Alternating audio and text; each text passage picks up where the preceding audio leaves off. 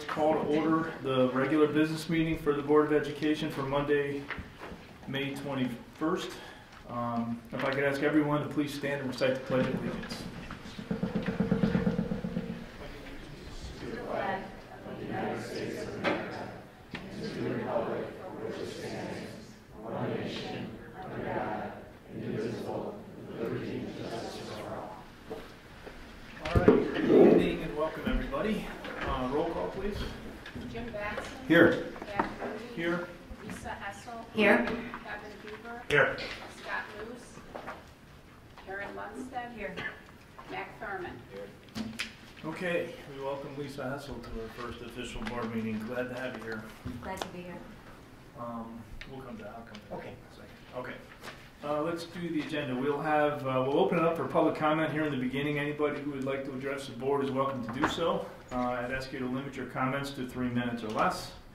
We will have substantial student recognition. 'Tis the season.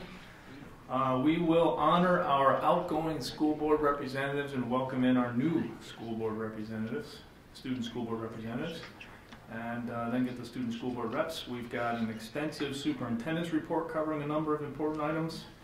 We will approve the consent vote agenda, which we reviewed a week ago. We've got brief updates, actually not so brief updates, from program personnel and facilities and finance. No property, little CEDAW update. IASB, Jim, nothing? Okay. And then we will convene an executive session this evening to review collective negotiating matters. That's 5 ILCS 120/2C2. We will not be taking any action following that executive session. All right? Any questions before we start?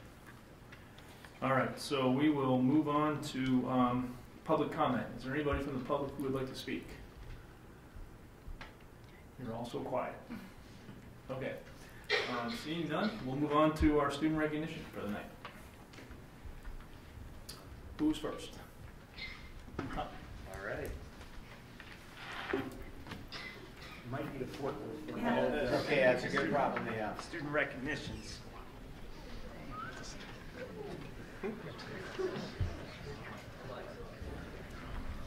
All right, well, good evening. I am Tom Clennis, principal of Libertyville High School, and very proud to recognize 2 separate groups of students today.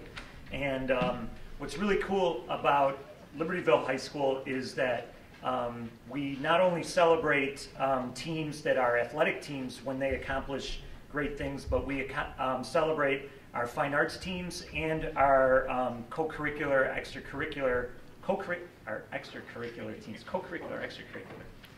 That's a mouthful. But we had a big parade last week with our marching band taking both of these groups of students through the school to celebrate some extraordinary accomplishments. So we're going to start with our math team, who took 2nd place in the state of Illinois at the big competition. And here tonight to represent them is their coach, Rick Brenner. Rick, come on over. And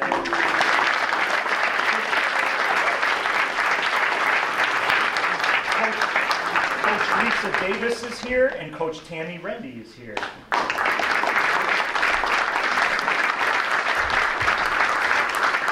I'm going to let them tell you a little bit about the competition, and then you'll call your students up, and we'll present them their certificates.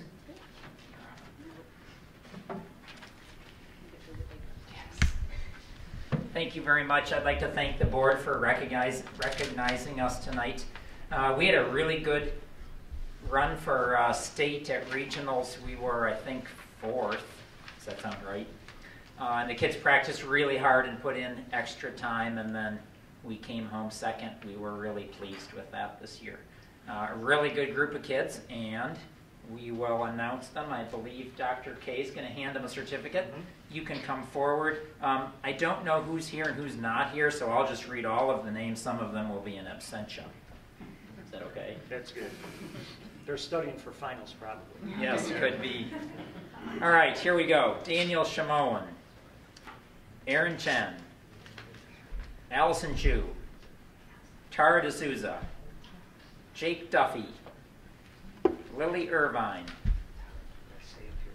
Samantha Fan, Mitch Gifford, Albert Guan, John He, Brian Hong, Matthew Wong, Sam Herr, Sebastian Ingino, Alex G, Ben John, Nathan John, Noah Kublanc, Katie Lund, Luke Markison, Desi Nainer, Matthew Newberg, Suraj Rajendran, Savika Sembian, Matt Shinnick, Maggie Schutz, Ian Smith, Charles Stankey, Liam Tucker, Lawrence Wang, Louis Wang, Richard Shao.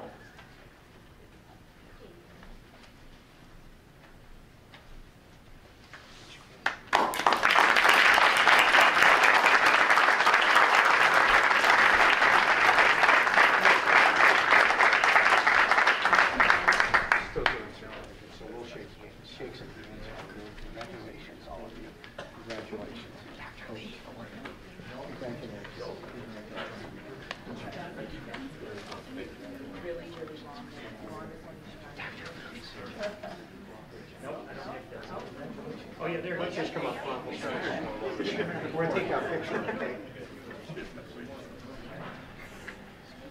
Come on over, guys. We'll take a picture. Come on the end and I'll stand next to you. These are all the ones. No shows? Deliver those tomorrow and serve. So we'll try to condense a little bit together. So We want to make sure that we can see your faces. That's right.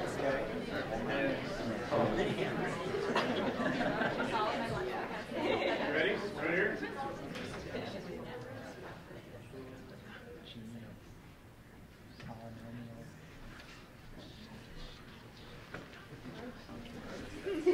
Okay, did you get everything you need? Yep.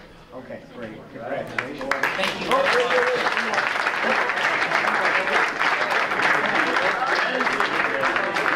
This is the fun stuff, so we want to take our time. Okay, great. Good job. Thank you. Yeah.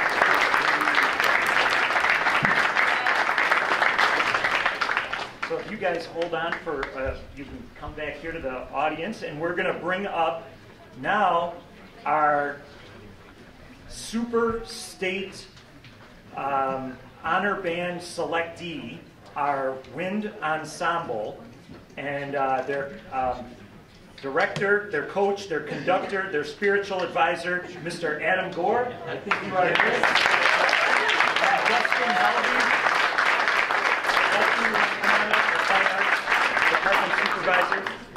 I'm going to let Adam explain to you the Wind Ensemble's accomplishments, but I would just say this: if music was a contact sport, we would be state champions. So, congratulations. Thankfully, it's not, but I do have to undergo concussion protocol training Yes. at the start of the year for marching band. So Super State is a festival hosted annually by the University of Illinois for about 45 years now. About 150 bands audition in different classes, and they accept 6 down there, and then a panel of collegiate judges selects an honor band. This is the 10th time that LHS has been selected. My predecessor did a fabulous job of representing down there as well. And before we call the names, a special shout out to my math team colleagues, particularly Lisa and Tammy, because half dozen of these kids have the same, you'll notice a half dozen of the same faces come up here, and they actually ran the kids from our performance over to the math team, which happened to thankfully both be in Champaign at the time, which was great. But they were really, really great working with us so these kids could have both experiences, and as it turns out, successfully for both, which was phenomenal. So thank you. And here we go. There's a few names. There's like 50 of us.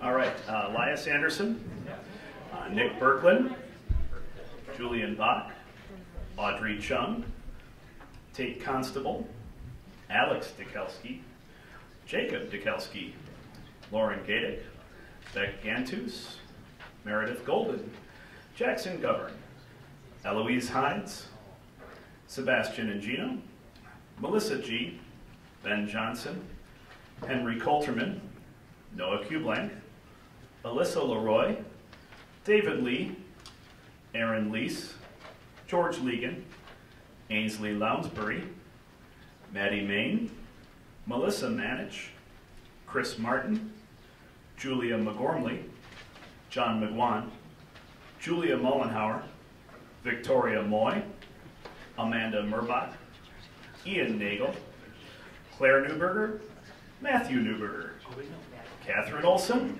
Matthew Olson, Eileen Rice, Kess Rogers, Kate Rolek, Emily Roller, Richie Rush, Matt Sleep, Carter Smith, Ian Smith, Cece Snyder, Ava Zatner, Kirsten Townander, Nora Tucker, Spencer Vang, and Annalisa Waddick.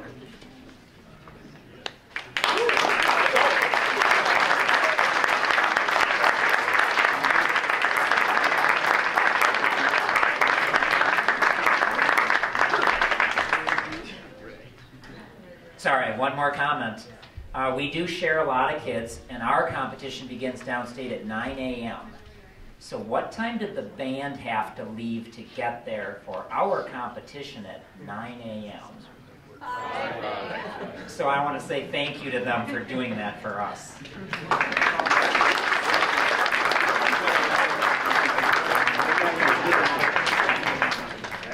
And we have to kind of squeeze together, shoulder to shoulder.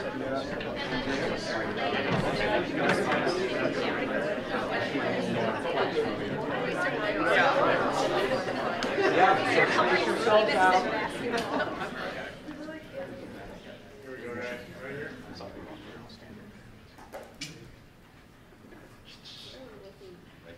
At all of them.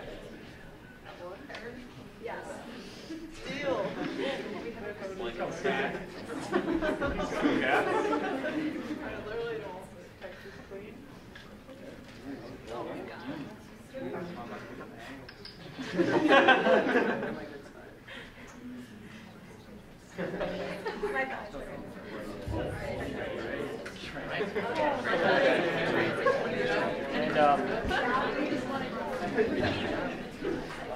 Just to show you how multidimensional these students are, we also have Melissa Manich is here, and she's back from taking 5th in the state of Illinois girls track meet. Not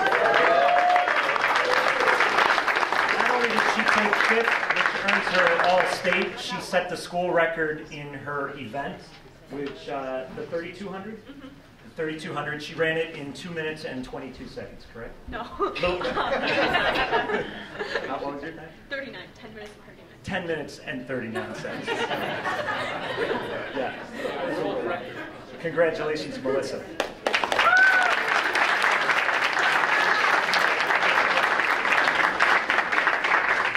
Okay, I think that's it for the LHS awards. I don't know, John, do you have any today for Vernon Hills? All right. It's a great day to be a Wildcat.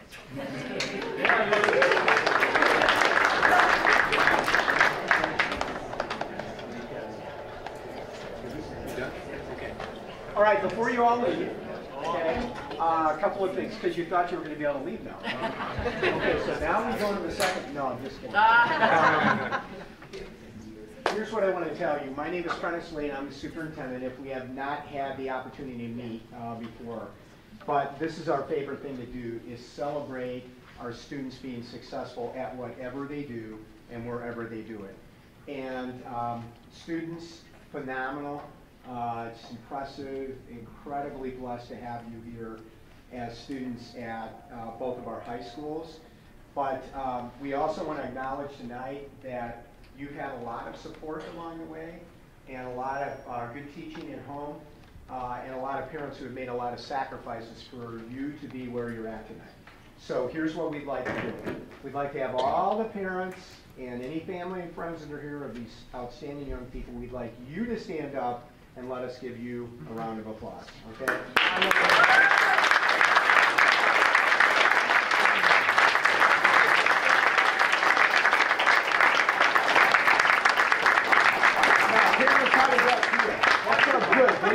Wonderful, right? Okay, we're going to ask one other thing before we let you, of course you can stay for the rest of the meeting if you want, right? Before we let you exit, We have seated a new board member in the last few weeks, and Dr. Grudy just wants to take a minute to introduce her to you and a little bit about her, and then we'd like to give her a big 128 welcome to the school board. Okay, so Pat? Okay, so at a special meeting that was held on April 30th, the Community High School District 128 Board of Education voted unanimously to appoint Lisa Hessel to the Board of Education. Lisa will fill the position vacated following the recent resignation of Ellen Maurer, and her position will last approximately 11 months until the next election. She was selected from an outstanding field of 15 applicants and multiple interviews. We narrowed that list down to 5, and then after a very thorough process, actually, we were really thrilled to welcome Lisa onto the team here. Lisa's a Vernon Hills resident, a parent of a Vernon Hills sophomore. She's an active volunteer both at the high school as well as at District 73. She is an avid reader and enjoys traveling with her husband. She's got an extensive background in human resources, most recently as Director of Talent Management at GCG Financial. She's currently a student, correct? No? Not anymore. I'm Okay. on extended hiatus. See, it's a busy job. But anyway, she has worked towards her MBA from DePaul, and she also holds a bachelor's in broadcast journalism from the University of Illinois Urbana-Champaign. So Lisa, we're thrilled to have you join the team.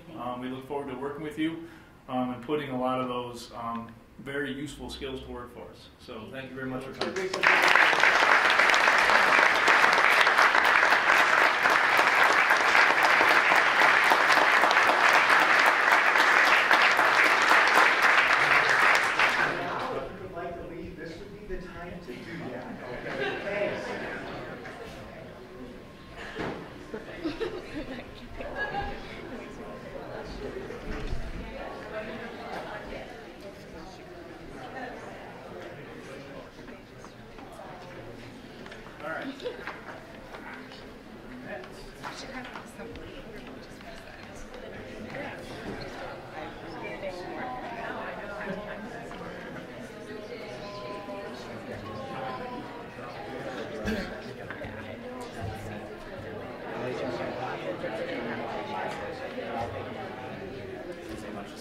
All right, so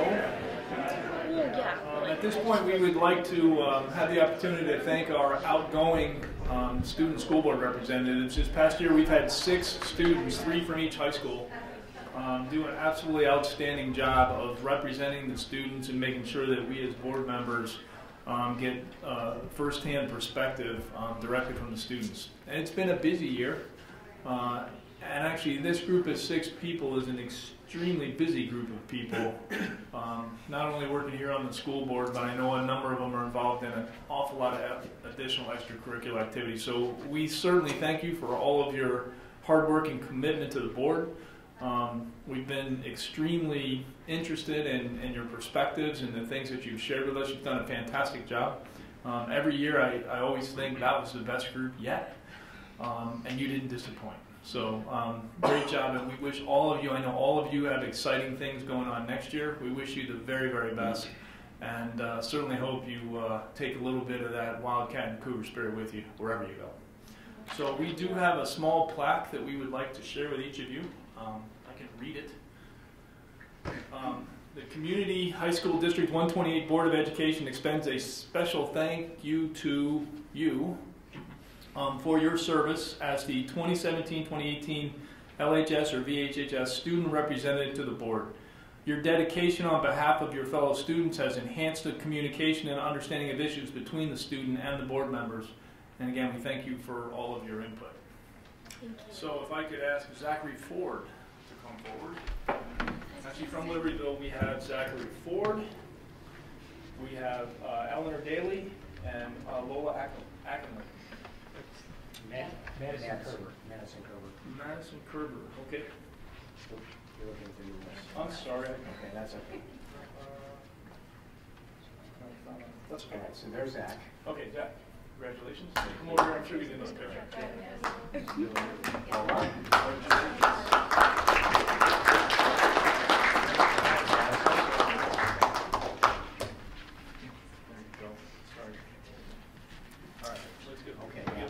picture, and then we'll take a name right now. Didn't have to cross it off. Right.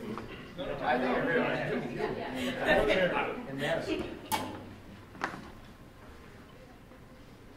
here we go.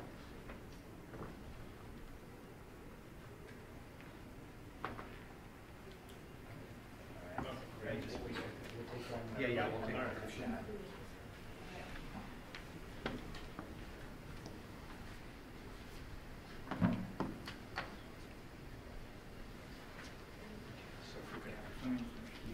Here, just. Okay, so from Vernon Hills, Heba Ahmed and Kelsey Carrito and Francis Farolo.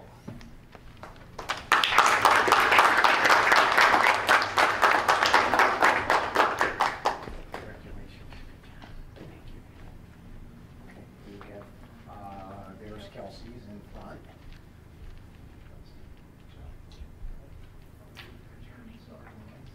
There's Francis. All right, now we'll take a couple more pictures. Okay, so yeah, let's do one with Vernon Hills and then we'll do a group shot, okay?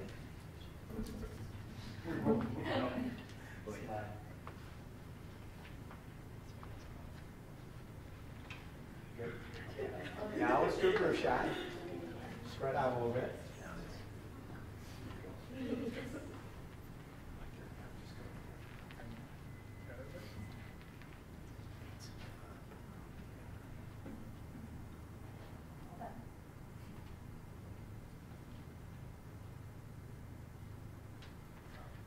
Great. Thank you, guys.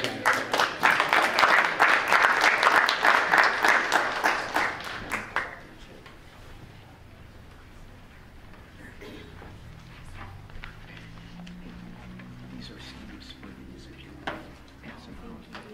So, because I would have mine on record.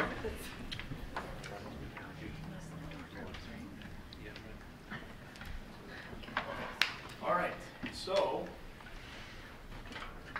as we say thanks and goodbye to our student school board representatives from 2017 and 18, we also want to welcome our new student school board representatives from Libertyville High School, Catherine Corliss. Welcome, Catherine. Zachary Elgadet. Did I get that right? Okay. And Matthew Wang.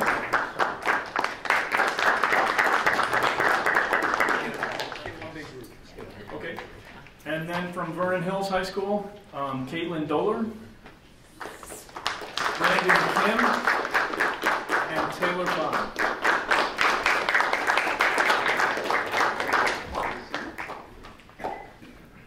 Congratulations. All right, let's get another shot. Get used to getting your picture taken. All right, I think we can probably, if you guys will step back a little bit, we can spread out just a little bit more. Okay, can you fit in there, Dr. G? Why don't you come towards, you guys slide towards the end. Okay, there we go.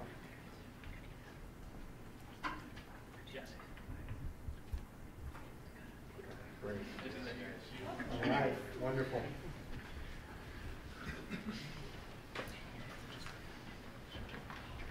All right, not so fast over there on the right side. One last time, okay? Let's hear about all the wonderful things happening at the close of the school year. Who would like to go first? All right, so on behalf of the three of us, we just want to start out saying that we sincerely like to thank you for this amazing opportunity. The opportunity to see how decisions are made regarding school decisions and education was extremely insightful, and we thank you for recognizing the importance of student voices in our community. To start out with LHS news, we had We Day on April 25th, and some of the LHS students and staff participated on this day at Allstate Arena to celebrate the service they have done and giving back to the community. So students got to hear speeches and musicians and leaders of the community to to focus on the importance of giving back and persevering through obstacles in order to help others. German classes, I got to hear Iker Pak, a consulate from the Turkish embassy in Chicago, and he spoke to German classes about his story as well as the history and current state of German-Turkish relation. And this was relevant because Turkey, it has the largest immigrant population in Germany. They make up about 5%. So that was just a great opportunity for them to hear some real-life situations. And then we had our annual art show on May 3rd and 4th. So LHS students got to showcase their art pieces that they have made throughout the year. And then on the evening of May 3rd, there was also a silent auction. Our math team, as noted previously, got second place in state on May 5th.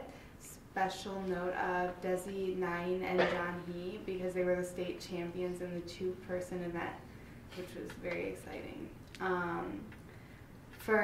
We have a group called FCCLA, which is the Family, Career, and Community Leaders of America, and they had a major success at their state competition.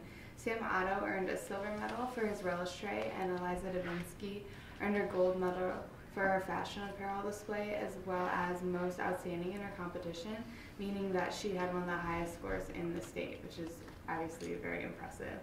And then lastly for me is that our bass fishing team, composed of Joey Bissing and Jackson Padden, won the sectional tournament on Monday, May 7th, and they just competed at state this past weekend to end off their season.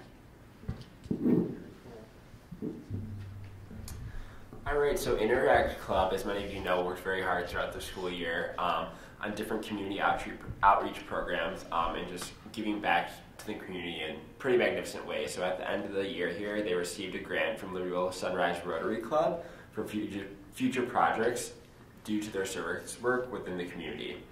As a graduating senior program sponsored by U.S. Figure Skating, LHS senior Sophia Pearson earned a gold level distinction for accomplishments in figure skating over the year, including her participation in 3 sectional competitions and 2 national competitions. LHS Wind Ensemble, like we recognize, the highest level band at LHS won Super State on May 5th at U of I. Today at LHS, LHS had food trucks outside the school by the band doors, and all proceeds from these food trucks went to the Why Not Project, honoring Tony Borsha, who passed away in 2017.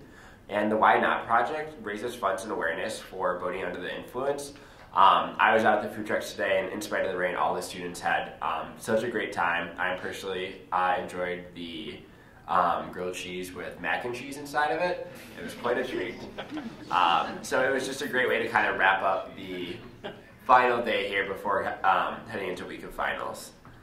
LHS students Olivia Cherry, Ian Cox, Reese Danifel, and Anna Legutke received honors for their writing from the National Council of Teachers of English.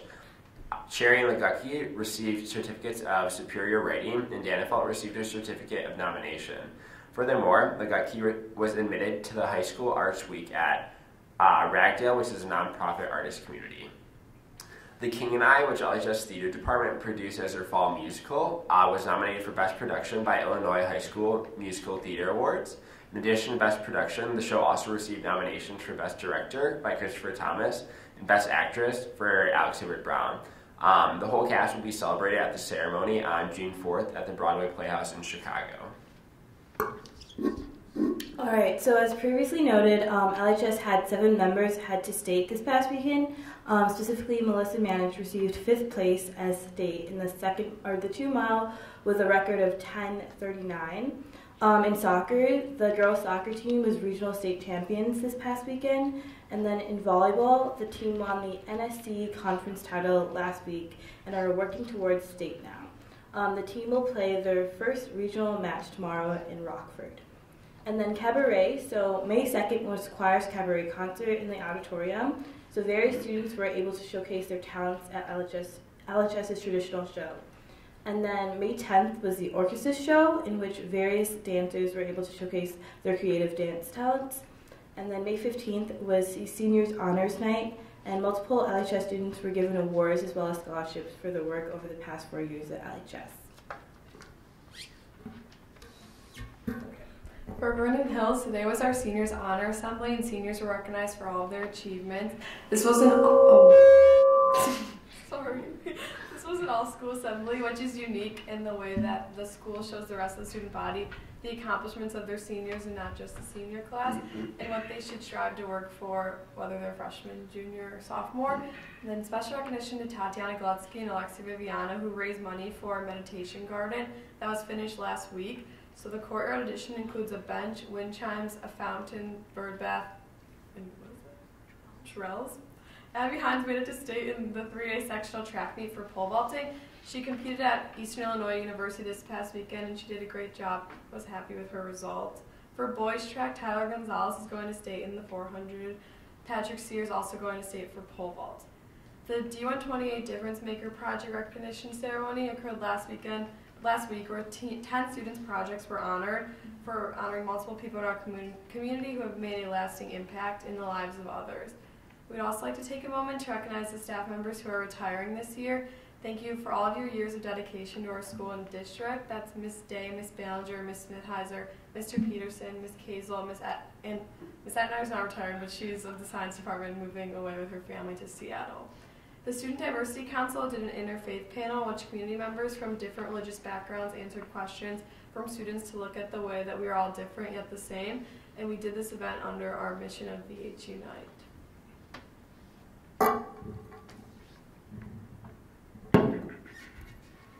Congratulations to the following students who earned a perfect ACT score: Rachel Chung, Alexa Pomerantz, Patrick Sear, Maximo Zhu, and Alex Zhang.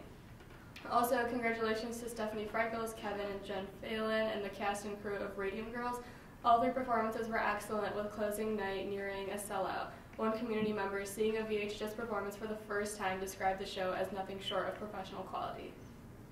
The Orchestra's company also performed their amazing show called Empowered, and as always, the quality and coordination of this event was awe-inspiring.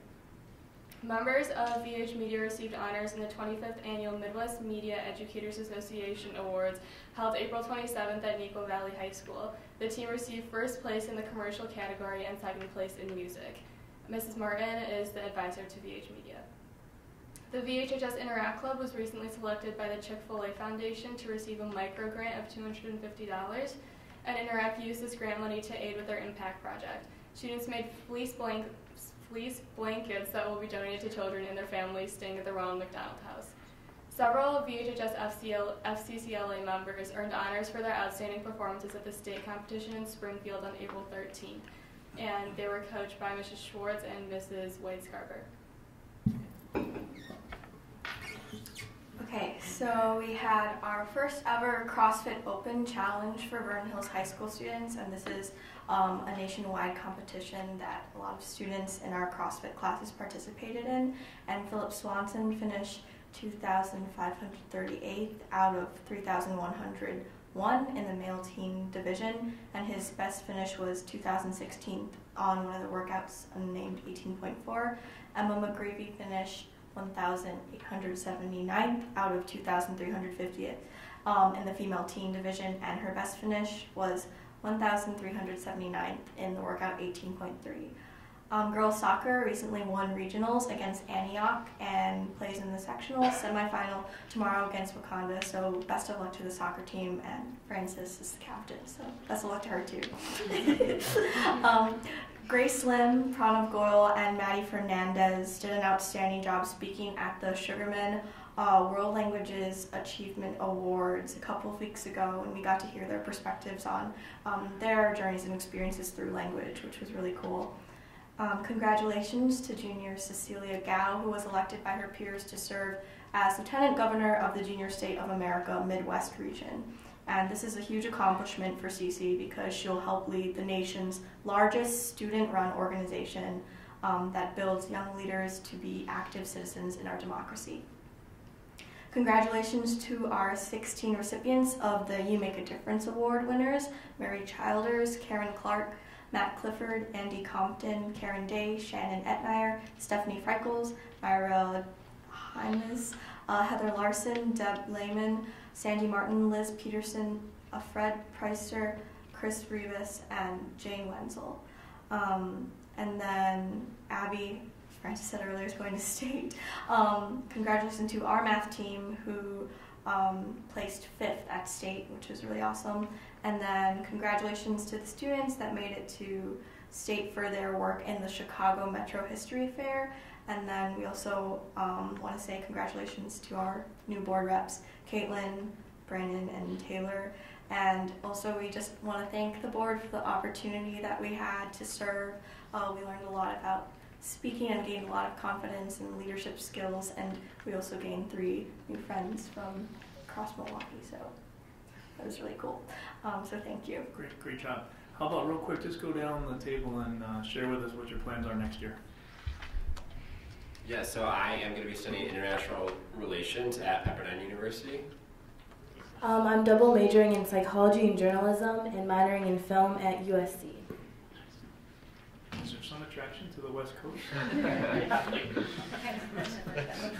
Switching it up, I'm going to Hope College in Holland, Michigan, and I'm thinking about majoring in international business or psychology. Not sure right now. I'm studying operations and management in the business school at University of Wisconsin-Madison. I'll be studying international relations at Stanford University. I'll be studying business at University of Illinois in Urbana. Okay, just great job by all of you guys. It was fantastic.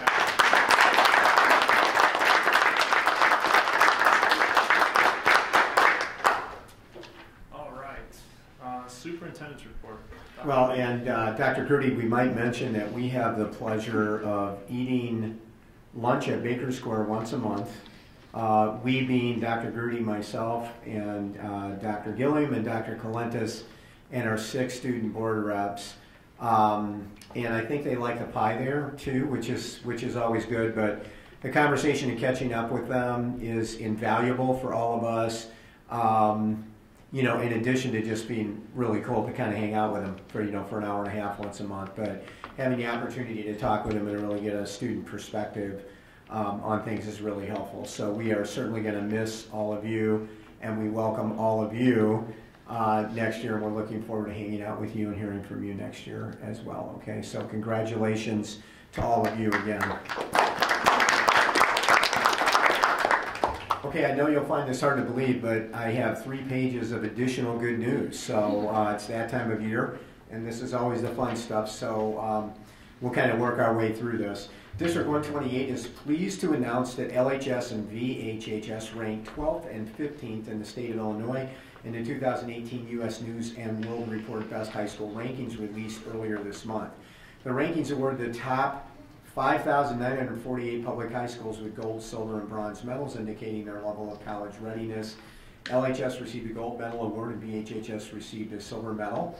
The LHS and VHHS national rankings were 447 and 640 respectively, placing them in the top 3% of all the nation's 25,813 high schools reviewed.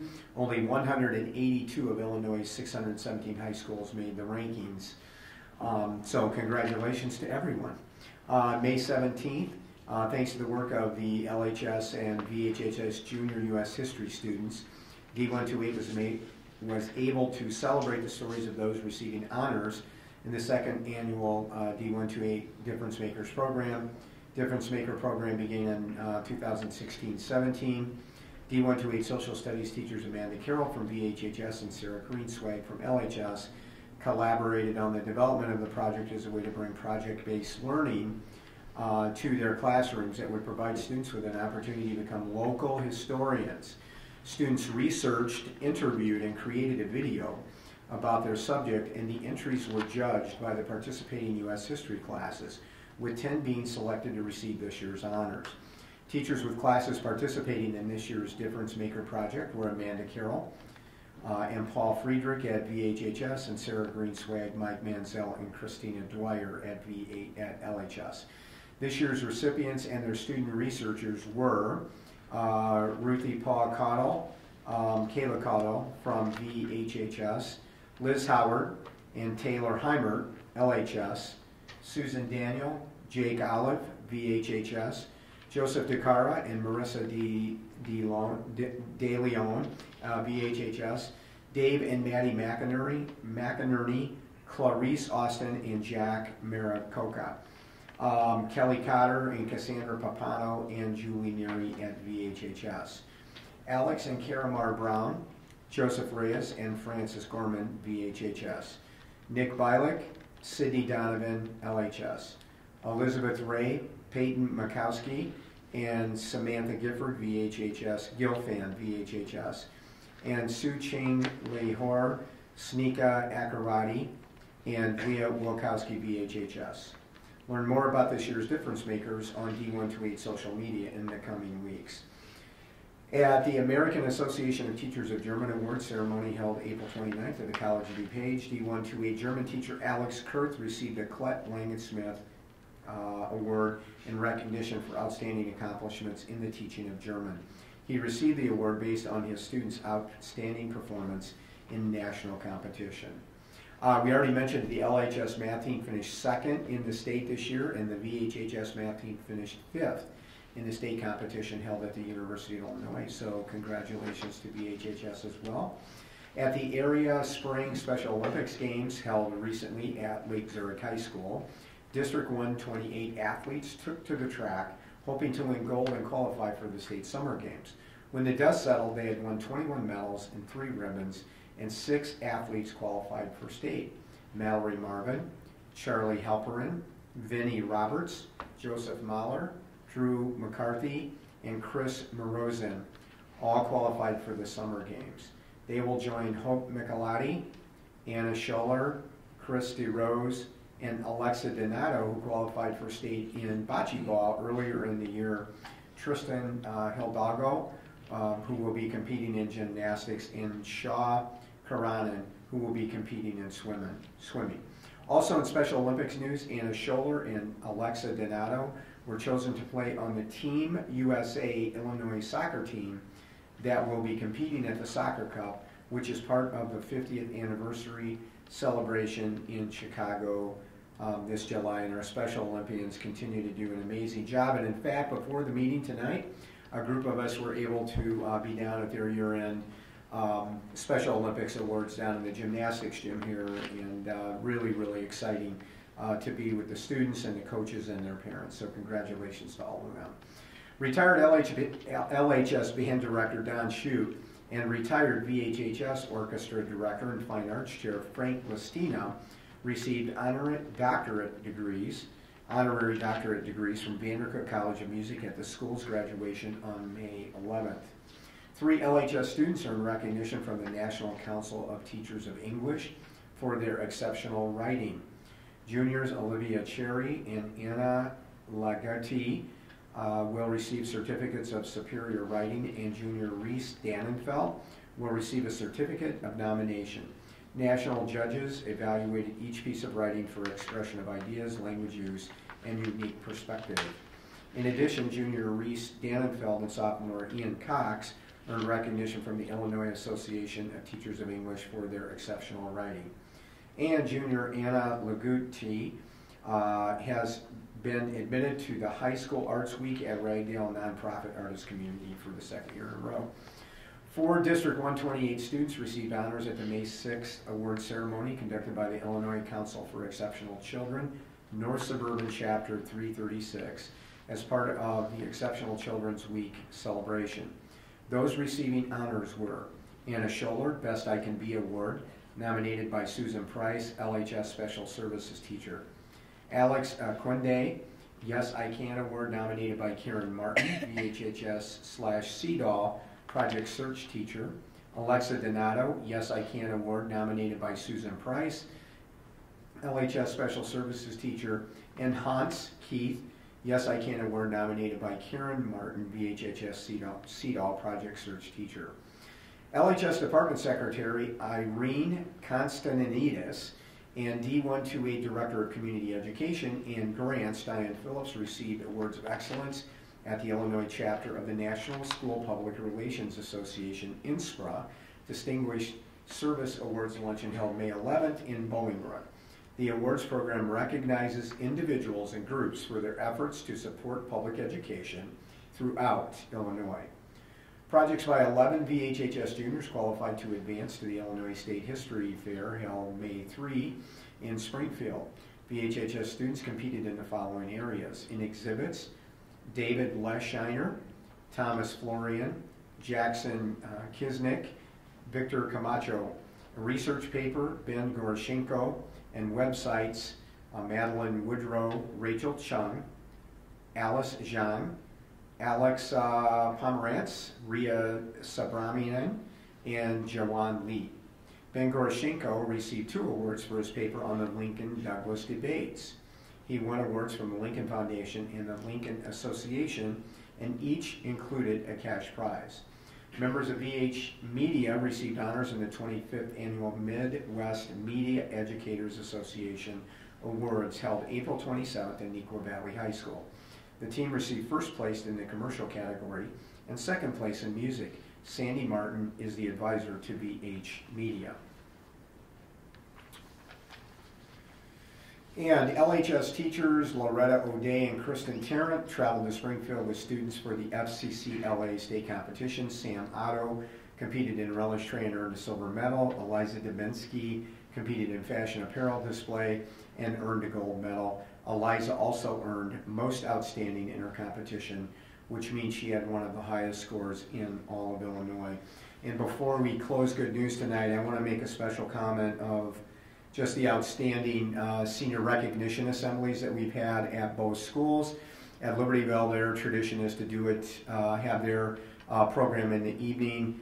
Very well attended, a number of community supporters who contribute scholarships to that program. The tradition at Vernon Hills is to have an all-school assembly during the day, which they did today, and again, really marvelous to see our students recognized. And thanks to John and his team and Tom and their teams for the just the outstanding work that they do in preparing those programs and making them happen, because they are very special. So thanks, guys, to you and your teams. Okay, unless someone else has some good news that we missed. Any of you guys? Okay, anybody else? Okay, that's probably enough for May right now, right? Next on the superintendent's report tonight is school start time. And we just want to remind the community again, as we have been updating the community for a number of months here at the board meeting, and also in EPAW prints, that a representative district stakeholder team of teachers, administrators, staff, and students and parents presented a thorough review of their work on potential start times for next year to the Board of Education earlier in the year. Based on that work, the group presented recommendations to the board and the administration. The district administration made a final recommendation for a later start time next year to the board, and the board endorsed that recommendation.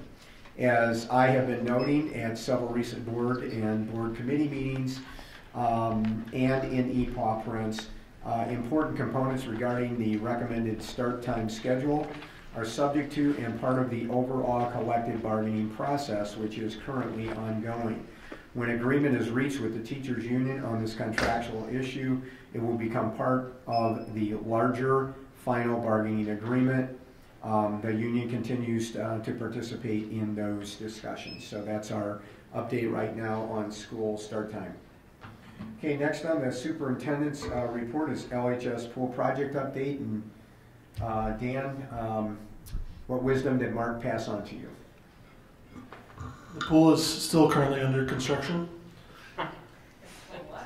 Yeah, there's water in the pool. You go swimming. Yeah, so they're still working on the foundations and everything, and so looking to get the steel ready up in the next couple of months here. So, so at this point, we're still on budget and on schedule for spring of next year. So.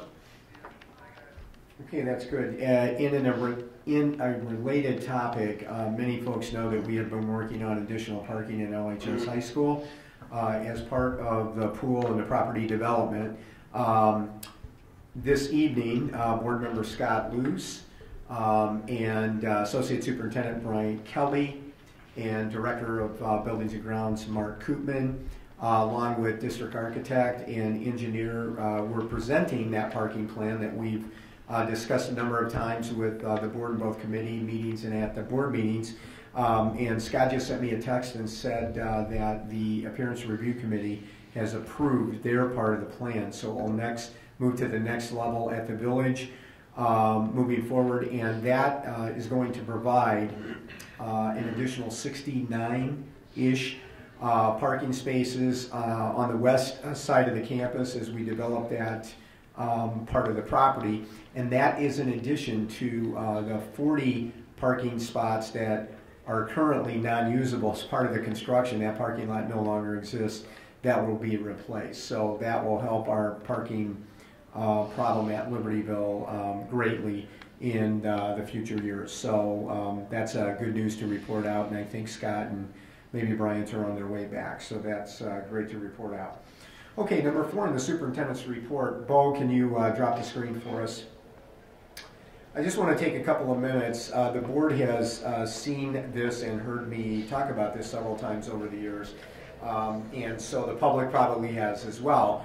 But I just want to do a bit of a review for the board tonight.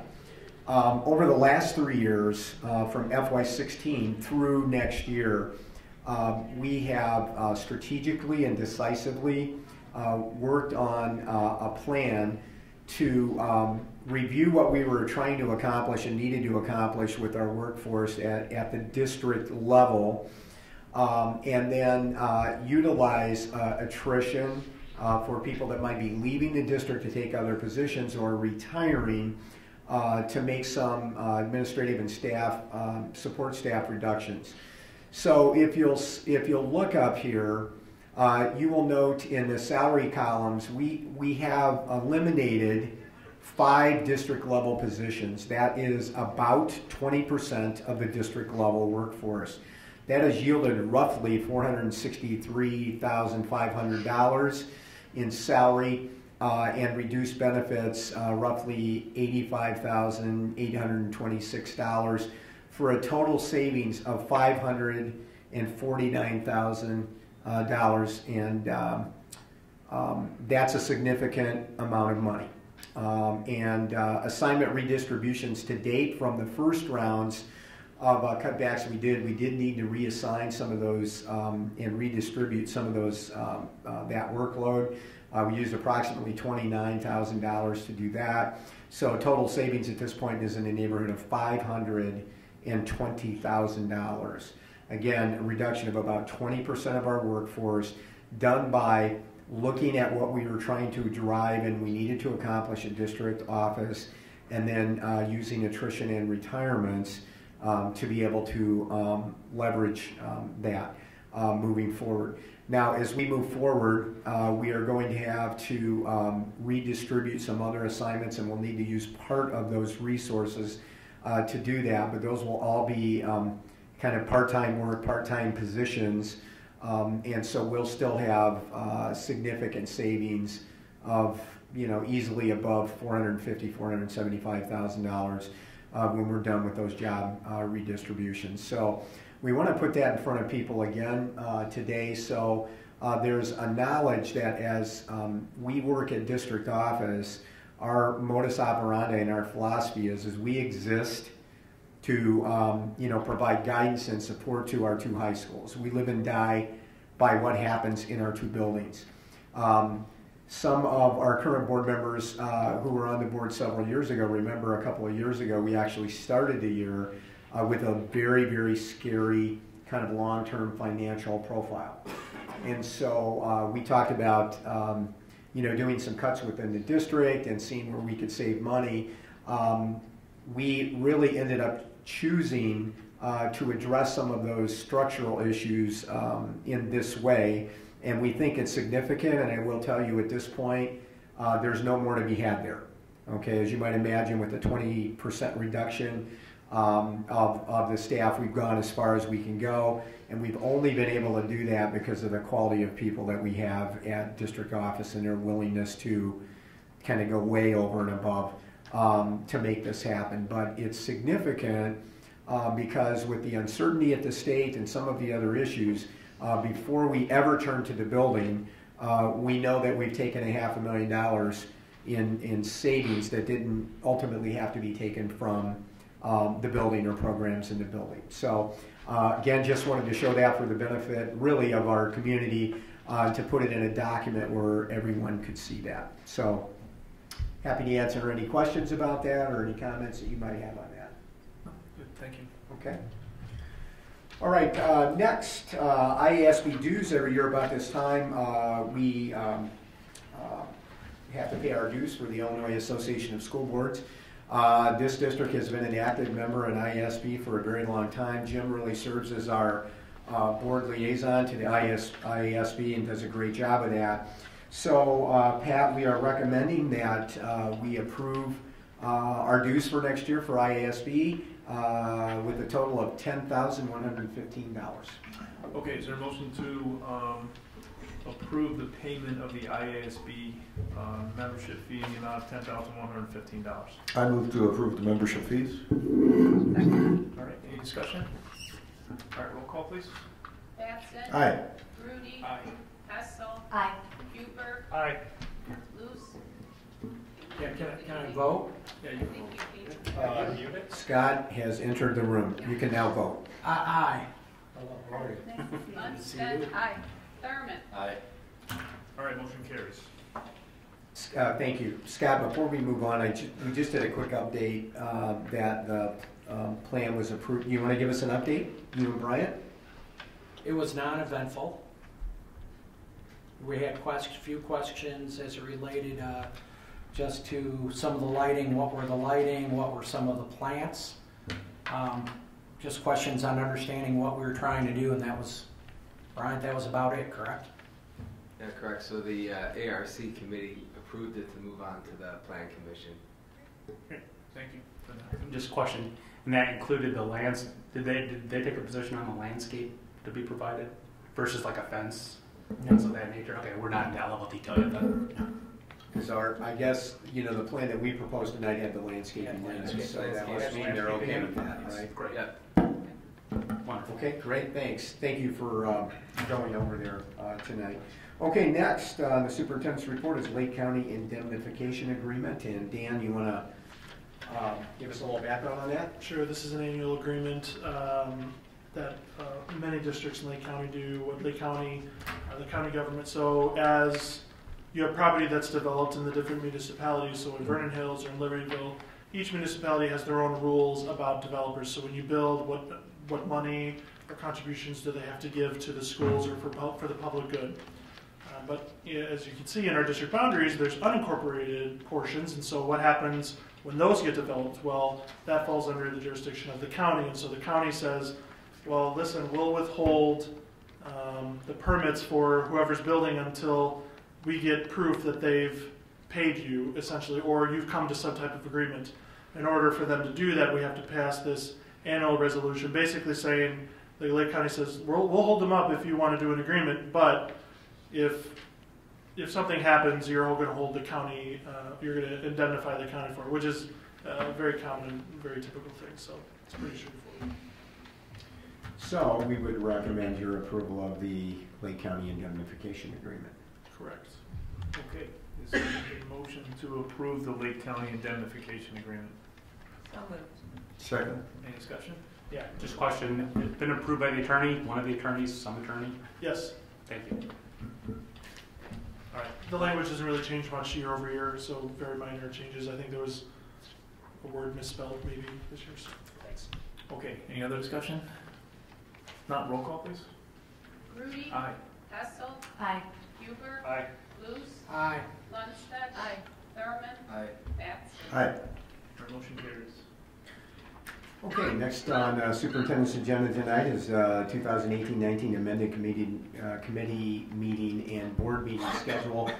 We changed one date on here in deference to one of the Jewish holidays. So in September, we moved our F&F and P&P committee meetings from Monday, September 10th to Monday, September 17th. So in September, we'll go back to back, and then the board meeting will be on the 24th. You know, we can continue with our past history here of ensuring that we don't have a conflict with the Jewish holidays with meetings and activities. Okay, so our recommendation would be to approve the amended committee and board meeting schedules. Okay, is there a motion to approve the recommended board and committee meeting schedules? So moved. Second. Any discussion? Roll call? Hessel, Aye. Huber, Aye. Luce, Aye. Lundstedt, Thurman, Aye. Batson, Aye. Grudy. Aye. Aye, motion carries.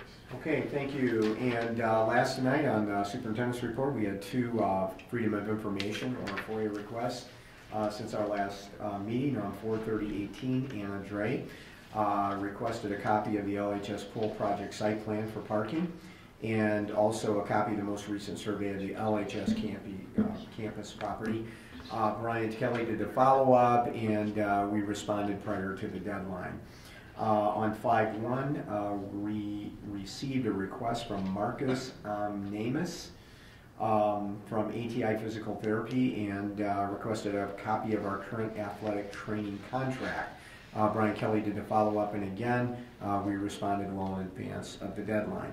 And that concludes the FOIA's reports this evening, Pat, and also concludes that very lengthy superintendent's report. Could I ask a question before we move on? Yes. And I want to actually ask Rita, going back to school start time, I want to make sure, again, because it was so long ago, we had a big group study it, approve it. They said, what, 8:45 to 3:20? Is that right? What time was it? 325. 3:25. That was presented to us. Yes. We approved it as a board, Yes. I believe, right? Yes. I don't think we took formal board action, did we? You endorsed Yeah, it. We endorsed it. Okay, so we endorsed it. So we don't really, as a board, need to do anything else Correct. now. That's correct. So now it's in the, because we've been getting a lot of questions on this one, so now it's in the hands of the board. Well, not really, it's in part of the negotiation, as Prentice alluded to.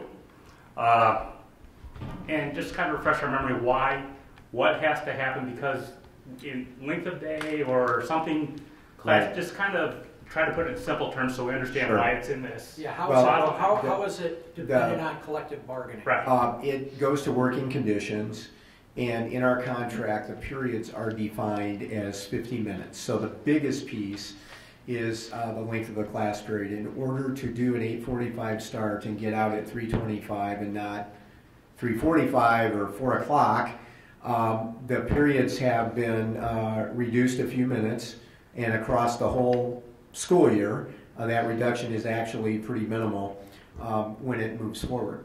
There are a couple of other related pieces. Right now, we have a late start Wednesday, and the teachers do professional learning community, professional development, and curriculum instruction work during that period of time.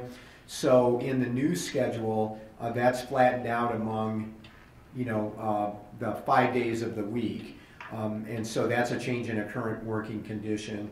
So that has to be part of the negotiations process. Okay, I think to maybe your bigger question, Kevin, to go back to is again, so let's say we reached agreement on that issue.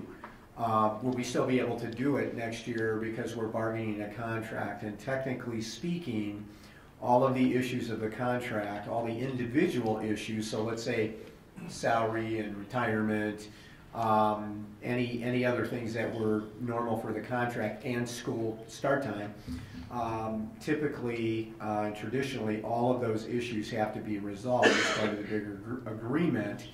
And then the union goes through a ratification process or their version of approval, then the board approves the contract and the entire contract is done. So that is where we find ourselves kind of at this point on that issue. Okay, yeah, because I had some people ask me the question, if you all weren't negotiating a contract and this was year 2 of a 4-year contract, why is it so difficult? And again, as a courtesy, we know that our teachers are working very hard with the board. They are working very hard with the board. But as a courtesy, I think we just need to make sure we all understand there's nothing more this board needs to do right now. If an agreement is reached with the teachers, we should be able to get late start in, but we are starting to. That would be correct, and so the answer to your first question is no, the board doesn't need to do anything more right now, and they cannot do anything more right now. It's subject to that broader, negotiation, that's a reality of contract negotiations. And I think, Kevin, the other thing you mentioned was, so let's say we were on a 4-year contract and we were in the 2nd year, what would happen? Would we wait until, the end of that, the next 2 years in the contract to do that? And the mechanism for that would be to do something like a memorandum of agreement, in the interim, rather than holding the issue up or waiting on the issue for 2 more years of the contract. No, perfect. Thank you very much. Rita, did I miss anything there? No. Okay. Okay, good questions. Okay. All right, thank you very much. The consent vote agenda is listed. We reviewed it last week in committee. If I could ask for a motion to approve the consent vote agenda as listed. I move to approve the consent vote agenda as listed. Second. Any discussion? No. All right, roll call, please. Huber. Aye. Luce. Aye. Lundstedt. Aye. Thurman. Aye. Batson. Aye. Ruby. Aye. Hessel. Aye. Okay, motion carries. Program and personnel, Chairperson Batson. Okay. First on the agenda, what up here? Textbook adoption requests for the upcoming academic year. We presented a list of textbooks for adoption for the coming year. The educators have worked diligently over the last couple of years to revise our textbook adoption scheme with the adoption of the digital learning strategy and the student possession of Chromebooks. We've looked at cost savings through digital editions of textbooks when available. You'll see from the textbook requests that are presented that textbook publishers continue to bundle the hard copy of the text with the digital edition, and there isn't too much savings for foregoing the hardcover of the text. But when it's possible and when it presents the savings, that's the solution that we've adopted, to have text as classroom copies and digital editions for all students to lower costs a bit. We've also extended the textbook adoption window from kind of an automatic 5-year renewal to at least 6. And many of the texts that you see represented here are being adopted after 7 or longer years. So we're proud of the work that each of the departments has done in really carefully analyzing the texts that they request and replace, and we're asking that you approve the adoptions as presented. So the total here is $189,427.90. Rita, before we do the approval, and we've all talked about this, leadership team in the district, and we've had some conversation with the board about this too, but if somebody says, well, we're in the digital age, what do we even need textbooks for? Which a member of the public might say, well, why do we even need print textbooks anymore? So, right, and I alluded to that answer a little earlier, that certainly many students are very comfortable with digital texts, and some students prefer to use only a digital text.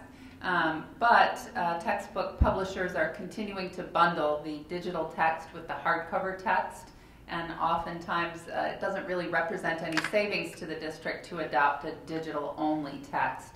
And so for convenience of students who some still prefer a hardcover, we either have a classroom set of them, or where it doesn't really even make sense to just do the classroom set, we're continuing to use that bundle of the hardcover and the e-edition for students' convenience. So it's also true that some of the digital texts in the social studies area in particular are not very user-friendly and continue to be kind of PDFs that students scroll through rather than as interactive as some of the disciplinary texts have become. So they're very careful in choosing the digital text they adopt, and when it makes sense, and when the resources are optimal for student use, to adopt the digital only. But when it really doesn't result in much savings and there are features in the hardcover text that students need, then they adopt the bundle. And it would be safe to say that the major publishers have not yet made the full transition to electronic and digital. Would that be a fair statement? Sure, I think, transitions are in progress, but the cost savings haven't presented themselves yet. Right. I wouldn't expect them. Right. One of the benefits. Right. One of the benefits here, though, is we can stretch it a little longer Yes. because the digital versions are constantly being updated, so they're up to date for a longer period of time. So you're basically buying access to that material for a longer period of time. Period of 6 years. And our educators are really adept at finding open educational resources as well. The number of free online resources that are available to educators continues to grow, and that's another way to supplement and lengthen the time that a textbook is used, because you're getting the more up-to-date materials as a free online resource. And one last observation here, in several years ago, the state stopped supporting textbook adoptions with resources at the state level. So in our district, we used to get approximately $250,000 every other year for textbook adoptions. So when we talk about locally, more local dollars being required to, kind of run your local public school, that's an example of, something the state used to do regularly. And had to do that as a financial cutback in the state. So, Rita, thanks to you and your the teams at both the buildings. Great work. So we're recommending, Jim, that you approve that. Yes. Recommendation. Can we have a motion, please? Move to adopt the textbook request as presented. Second. Any further comments, questions? Okay, roll call, please. Luce. Aye. Lundstedt. Aye. Thurman. Aye. Batson. Aye. Rudy. Aye. Hessel. Aye. Huber. Aye. Okay, motion passes. Next on the agenda, the final amended school calendar for 2017-2018. That's this year. We're almost at the end, but we have one final amendment. That just represents the actual school calendar for this year with an emergency day used. Nasty snow day that we had to all adjust for. So with that, can we have a motion, please? Move to approve the final 2017-18 school calendar. Second. Any further comments, concerns? Okay, roll call, please. Lundstedt. Aye. Thurman. Aye. Batson. Aye. Rudy. Aye. Hessel. Aye. Huber. Aye. Luce. Aye. Okay, motion passes. We have Mobile Makers EDU license for LHS, and we discussed this in committee, but just a brief overview maybe? Sure, this represents the agreement to license materials developed for the Mobile Makers class. The high quality curriculum materials are used by a number of schools to offer an app development class. It includes materials for student use and for teacher professional development. Okay. An accessible online, or an accessible app development program for students. Okay. I believe we need a motion. I move to approve the Mobile Makers EDU license for LHS for 2018-19. Second. Okay, any comments, questions? Again, this was reviewed in committee. Okay, can we have a roll call, please? Thurman. Aye. Batson. Aye. Grudy. Aye. Hessel. Aye. Huber. Luce. Aye. Lundstedt. Aye. Okay, that passes as well. Next on the agenda is a board policy workshop planned for June 11th. Yeah, basically, Bryant has been working with council over the course of the year to identify specifically board policies that you must make decisions on, as opposed to those that you can seat or assign to me as the CEO of the district or the administrators in the district, and he's done a really nice job with that. We've also talked about having Lynn Himes come in and work with us as part of a board policy workshop. So we set a tentative date up simply because several of you were available. And so if you will check your calendars, everyone is available on Monday, June 11th. And that would typically be in a normal month when we would have our committee meetings. Remember, in June and July, we do those meetings in sequence on the same night, usually the fourth Monday of the month. So you can let me know. We already have Lynn scheduled. Brian's already ready to go. Probably looking at, a couple hours ish. We could go whenever you want to go. If you want to go earlier, because it's whenever you all can make it here from work and your obligations at home.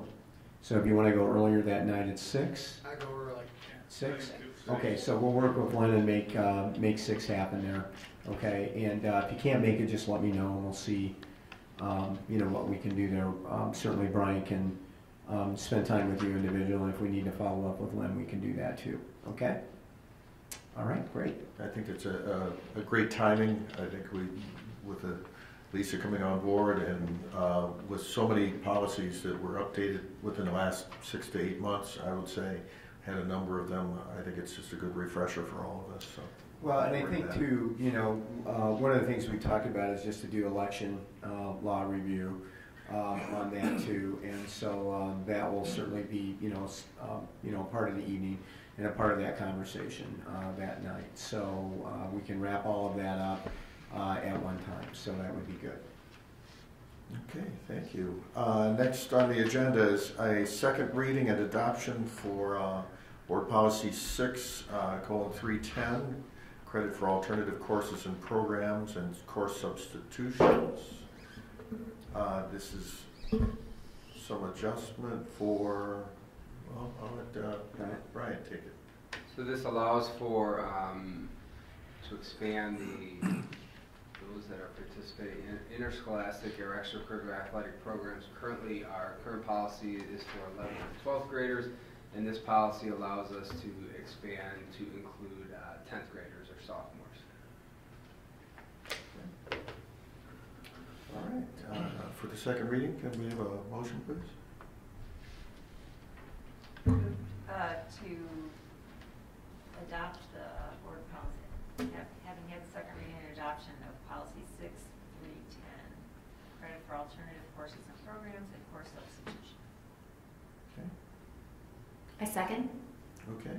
Any further questions or comments? Okay. Roll call, please. Batson. Aye. Grudy. Aye. Hessel. Aye. Huber. Aye. Luce. Aye. Lundstedt. Aye. Thurman. Aye. Okay, the motion passes, and we have one more. We have a educational support staff retirement.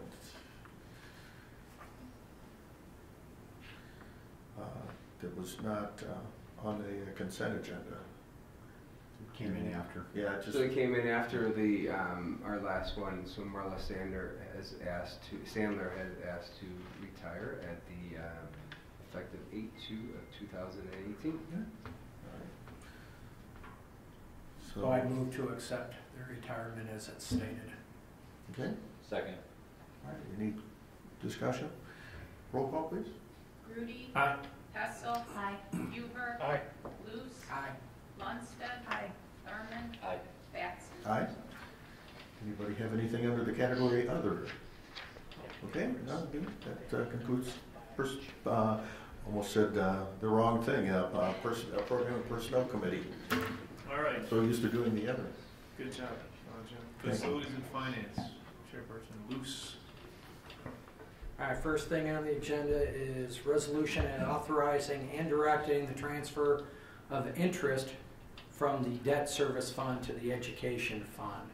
Mr. Stanley. Yeah, so as talked about in committee, there's really two resolutions, two different ones that are very similar. The debt service fund and the working cash fund generate interest throughout the year, and so it's wise practice to, at the end of the year, transfer the interest into the fund most in need. If you don't transfer the interest, then that money turns into the principal balance of that fund, and it restricts the use of that money significantly more. And so at this point, the education fund is the fund that would need those funds.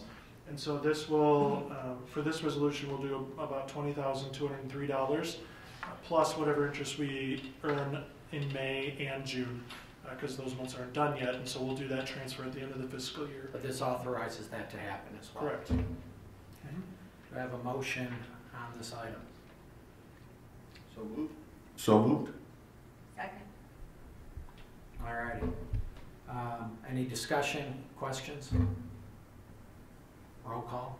Did I do that correctly? You're doing great. Hessel. Aye. Huber. Aye. Luce. Aye. Lundstedt. Aye. Thurman. Aye. Batson. Aye. Rudy. Aye. Now you just All say right. the motion carries. No, motion carries. There you go. Thank you, President. Second item, also Mr. Stanley, resolution authorizing and directing the transfer of interest from the working cash fund to the education fund. Same idea, except this time the amount to transfer the interest that was generated in working cash fund through the end of April is $27,113.48, plus whatever we earned in that fund in May and June. Okay. Do I have a resolution to, what am I looking for? Resolution to I move to transfer the interest. Authorize to approve this as it is. I move to transfer the interest from working cash to the education fund. Second. All right, roll call, please. Oh, no, discussion or questions? There are none. Roll call, please. Huber. Aye. Luce. Aye. Lundstedt. Aye. Thurman. Aye. Batson. Aye. Rudy. Aye. Hessel. Aye. All right, third item. Very good. Oh, the motion carries. All right. You're getting it. And you had a lot of practice tonight, Scott. He's not done yet. I'm not done yet. I've been on a plane a long He's had a long day. All right, third item. You're killing us, Dr. Dan Stanley. Third item. Should have seen the committee. Resolution establishing a capitalization threshold for the district's accounting purposes. Yeah, we currently have a capitalization threshold of $1,000. I'm recommending that we increase that threshold to $10,000 effective July 1st of 2018. Essentially, anything that any item or group of items that are meant really to be together, anything that we buy that's over $1,000, right now we have to put on a list, and the auditors have to review that list, and we depreciate that over a period of 5 years on our CAFR, in my opinion, and several others. That's a very low threshold. The GFOA, the Government Finance Officers Association, recommends a threshold of at least or no less than 5,000, but due to our size, I would recommend 10,000, and so it will significantly reduce the number of items that we're having to depreciate over time, and it'll make our audit more simple. It'll make some of our record keeping more simple. All right, do I have a motion to approve this item? I move to increase the capitalization threshold from $1,000 to $10,000 effective July 1. Second. Any comments or discussion? We had already forecasted that in committee, just so you know. Kevin. Thank you. Sure. 1,000, why only 10? Why not 25? I mean, we're a huge organization. Yeah. I mean, again, I think the public really understands more expensing the item when you buy it, which means anything under $25,000, or in the case of the motion as it presented, anything under 10, we expense immediately. Anything over 10, we're going to depreciate over a period of 3, 5, 7, 40, whatever the number. That's harder for the public to understand. Why not, if we're going to make a motion, is it unheard of to go that high in your experience? Based on districts of our size, I don't see many of them higher than 10,000. They certainly may be there, but that's a more common number for larger districts based on what I've seen. You certainly can go higher. Just 10,000 is just kind of a more common number to see amongst some bigger districts. My question is why have this at all? I just don't understand it. But. Right.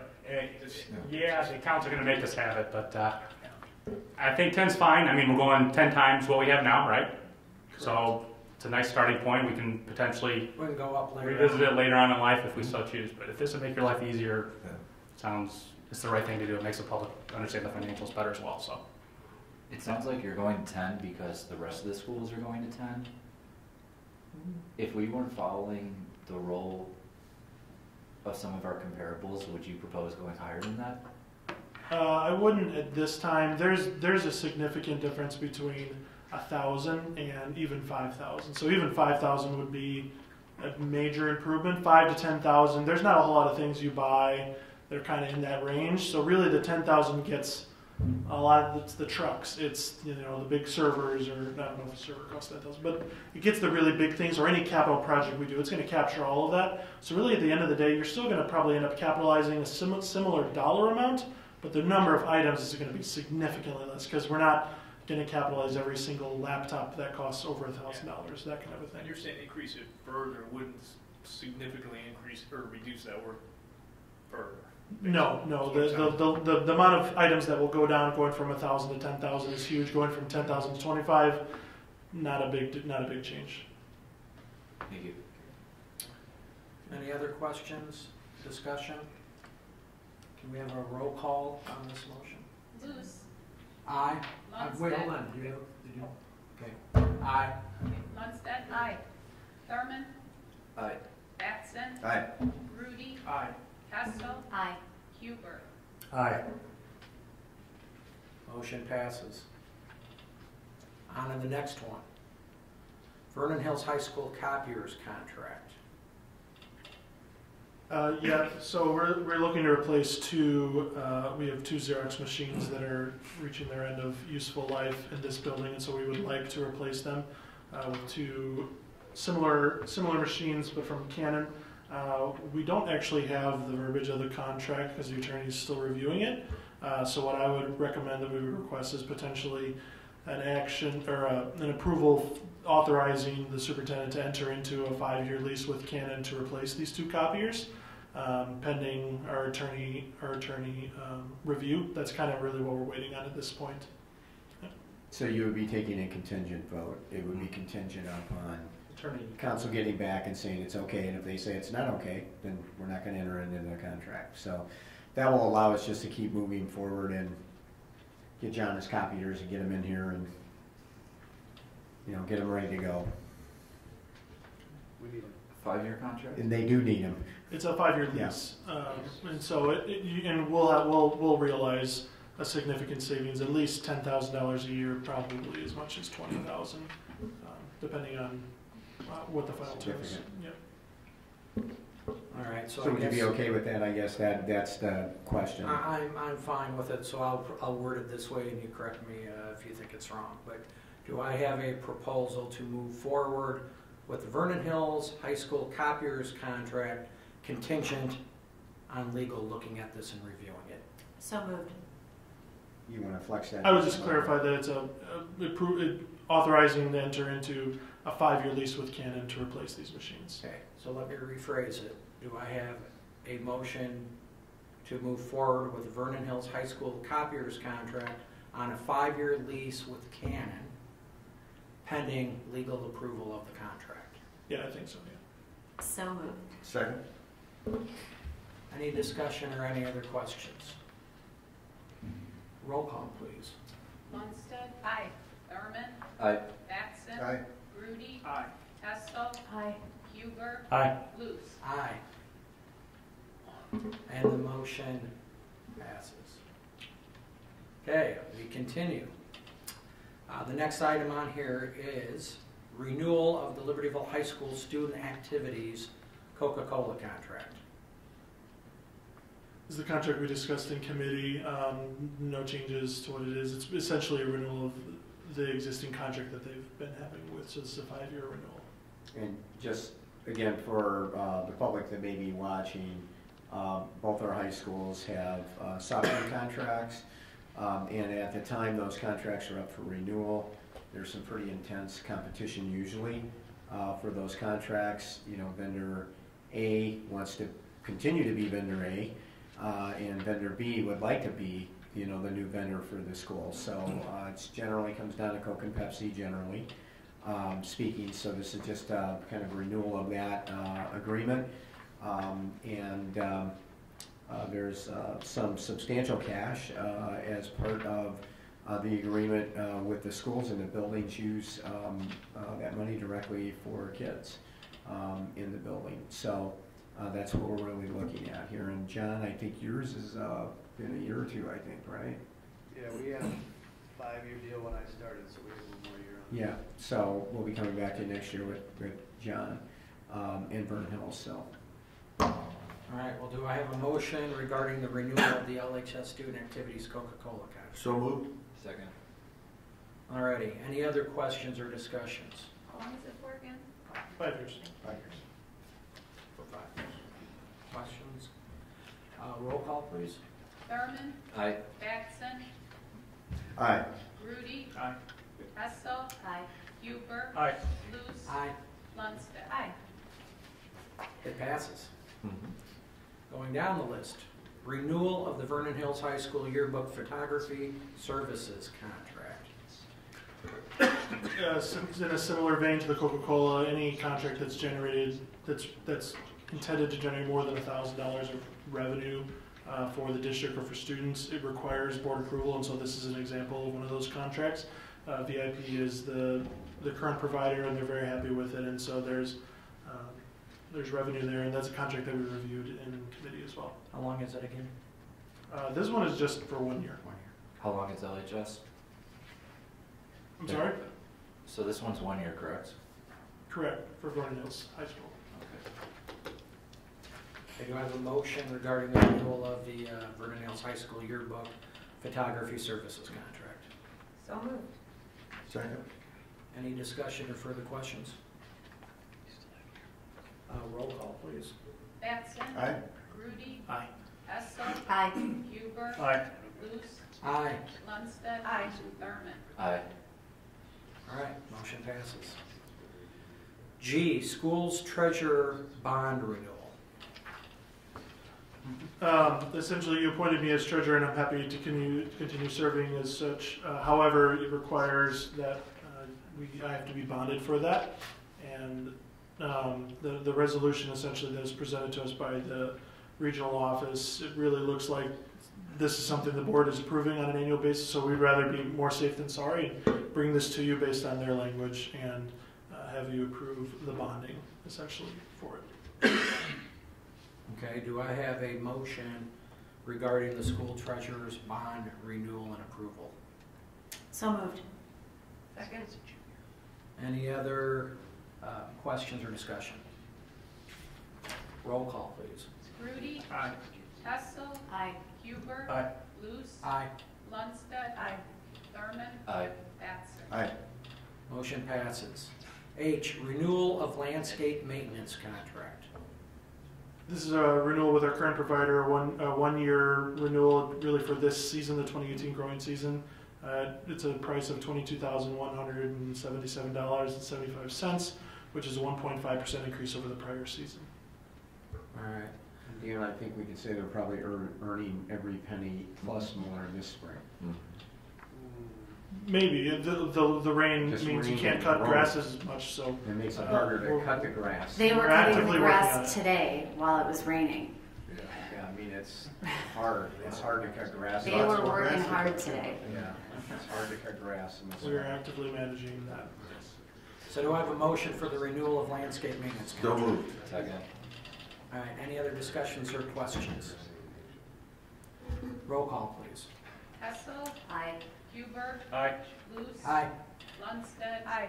Thurman. Aye. Batson. Aye. Grudy. Aye. Motion passes. I, bid awards. We have two. LHS Stadium North Fence Replacement and Vernon Hills High School Carpet Replacement.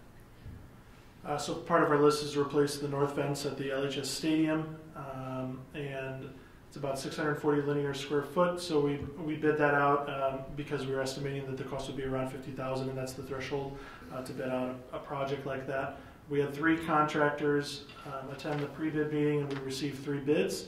The low bid was ProFence 2 Incorporated with a bid of $52,800.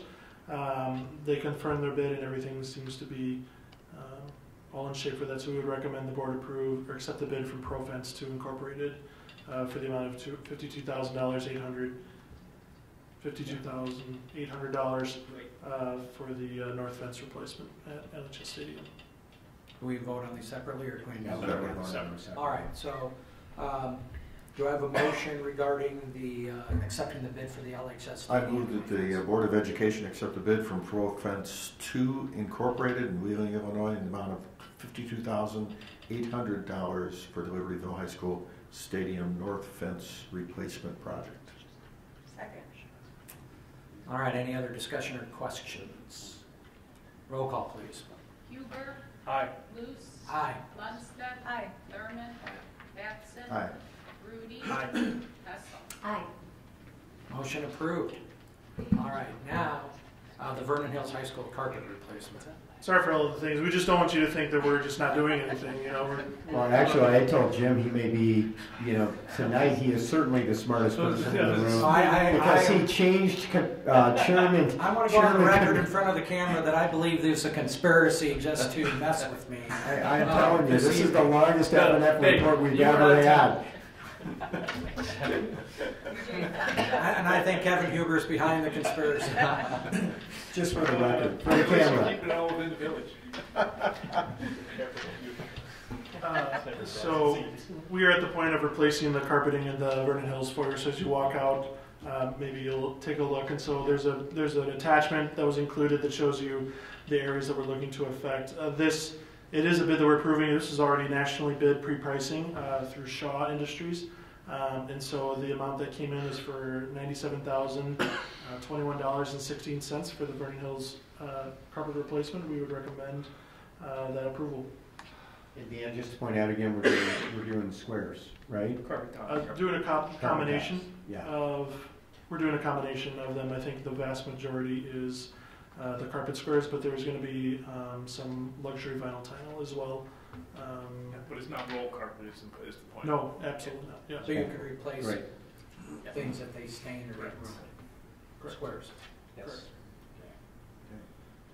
So do I have a motion to approve the Vernon Hills High School carpet replacement? I move that the Board of Education accept a proposal from Shaw Industries Incorporated, Cartersville, Georgia, in the amount of $97,021.16 for the Vernon Hills carpet replacement project. Second. All right, any questions, discussion? I just have one. We talked about Vernon Hills is obviously we've talked about some CapEx in the future. I'm sorry, somewhat? Capital expenditures, and specifically in this area, I believe we talked about expanding the cafeteria and making the facilities a little bit more, more useful to the students as opposed to them eating on top of each other. So would this impact? Are we putting carpet down where that will be ripped up later? That's exactly my same question. Would we be, if we prove to go ahead and do the classrooms, the cafeteria, are going to be like, wow, we should have waited a year because now we have to tear this up? Yeah, that's a good question. Somebody smarter can correct me if I'm wrong, but I think the biggest area that they were concerned with was near the pool and the lockers area. That is going to be held off for now until that.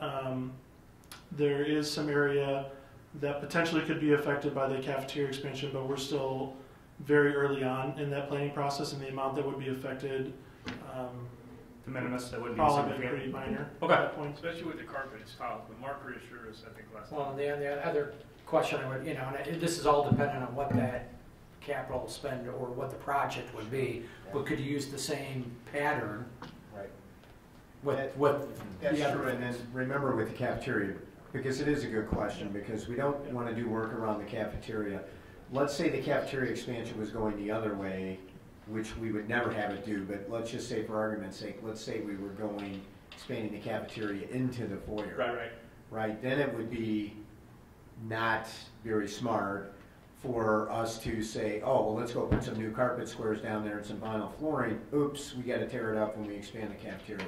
So going out into the courtyard and kind of, reconfiguring the service lines, which we're looking at right now, really precludes that. But I think we could say, and I'm looking at Dan and John, I think we could say that we would be very cautious, and we certainly understand that as our planning goes, if it looks like, we're going to duplicate effort and we have to come back and possibly tear some stuff out and then put it back in, we're going to do everything within our power for that not to happen because we understand the value of those dollars, okay?